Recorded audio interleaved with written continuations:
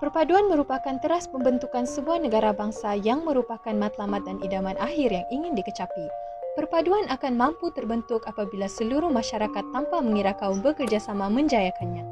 Keinginan terhadap perpaduan inilah yang telah menjadikan negara kita aman dan stabil selama ini dan mendorong kepada usaha penyatu paduan yang berlanjutan dan tidak pernah berhenti sejak dulu lagi. Antara usaha merealisasikan perpaduan adalah mengambil tahu sedikit sebanyak tentang perihal kaum-kaum berbeza di negara kita. Kaum Melayu. Agama Islam adalah agama rasmi kaum Melayu.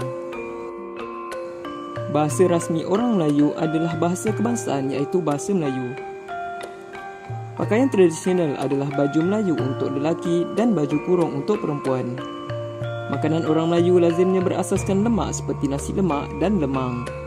Seni muzik gamelan dan nobat adalah muzik tradisional Melayu. Antara tarian tradisi Melayu adalah tarian makyong dan juga zapin. Perayaan yang disambut ialah Hari Raya Aidilfitri dan Aidiladha. Kaum Cina. Majoriti kaum Cina menganut agama Buddha. Kebanyakan orang Cina menggunakan bahasa Cina iaitu bahasa Mandarin. Makanan tradisional kaum Cina adalah hisang dan kuih gulai. Alat muzik kaum Cina dikenali sebagai guzeng dan pipa.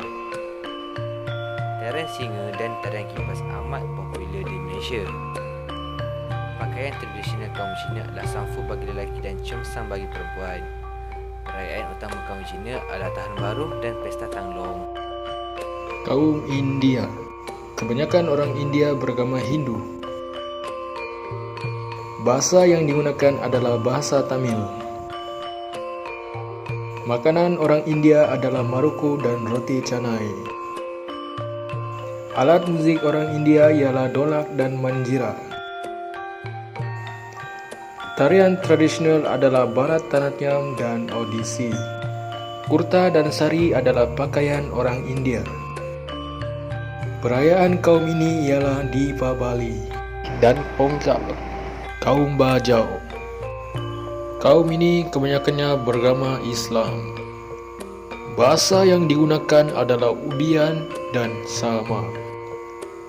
Makanan kaum ini adalah kima dan senago.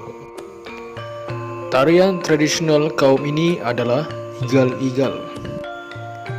Pakaian kaum ini ialah badu sipak. Kadazan dusun. Kaum ini majoriti beragama Kristian. Bahasa kaum ini adalah dusun dan rungus. Makanan tradisional kaum ini adalah seperti tuhau dan bambangan. Alat muzik tradisional kaum ini adalah seperti sompoton dan sundatang. Tarian popular kaum ini adalah sumazau. Pakaian tradisional kaum ini ialah simis dan tapi. Kaum Bidayu.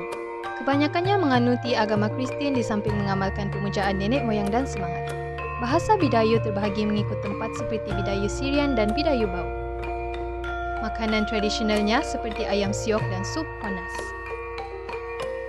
Alat muzik seperti gong besar dan gendang pangpat. Tarian tradisi kaum Bidayu ialah tarian Langgi Pinggudap. Perayaan yang disambut adalah sempena Hari Gawai. Kaum Iban majoritinya beragama Kristian dan ada juga yang mengamalkan percayaan pagan. Bahasa Iban adalah bahasa yang unik sehingga mempunyai kamus bahasa yang tersendiri. Pakaian tradisional Iban ialah kain sirat dan dangdong untuk lelaki. Tarian tradisional kaum Iban ialah tarian ngajat. Antaranya ialah ngajat berbunuh dan ngajat induk.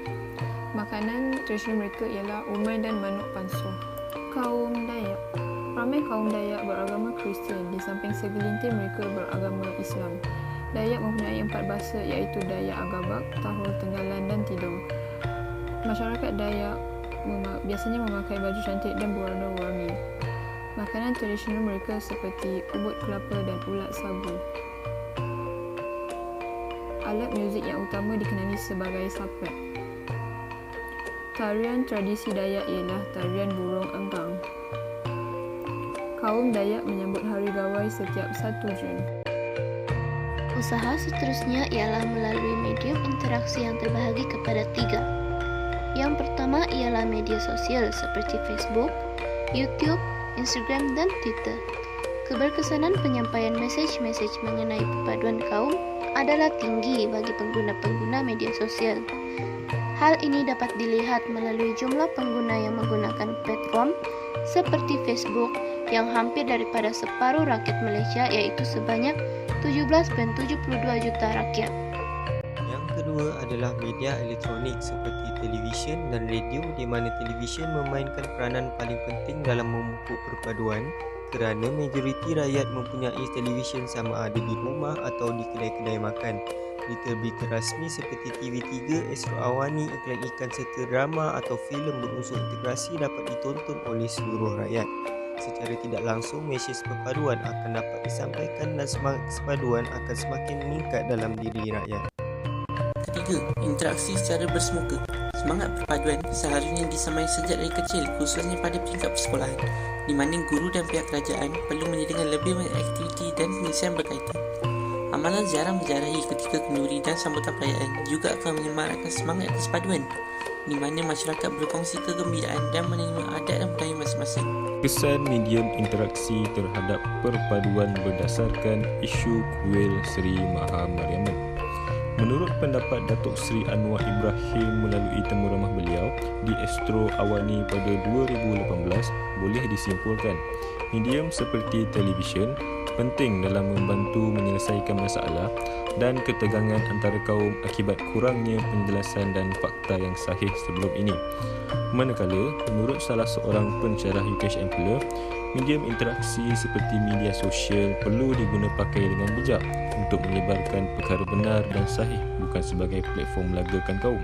Selain itu, kerajaan khususnya perlu mengambil peluang dengan mengadakan lebih banyak aktiviti dan pengisian di sekolah bagi memupuk perpaduan kaum dalam kalangan generasi muda. Kesimpulannya, pengetahuan tentang latar belakang dan keunikan kaum berbeza di negara kita boleh dijadikan satu inisiatif permulaan dalam menyemai perpaduan antara kaum. Kewujudan media-media interaksi seperti media sosial, elektronik maupun bersemuka seharusnya mampu memupuk perpaduan antara kaum jika tepat cara penggunaannya. Selain itu, sifat perkauman haruslah dikikis dan kita haruslah bersikap lebih terbuka. Akhir sekali, sebagai sebuah negara bangsa yang hidup dalam keadaan aman dan damai selama berdekat, kita tidak sepatutnya mudah goyah dan terpengaruh oleh provokasi yang dilontarkan tanpa usul periksa. Rakyat tanpa mengira kaum seharusnya sudah mampu duduk bersama dan berbincang untuk menyelesaikan masalah, bukan bertindak melulu yang akhirnya merugikan ramai pihak. Itulah tahap penghayatan etika dan peradaban yang diingin dalam mencapai perpaduan yang diidamkan.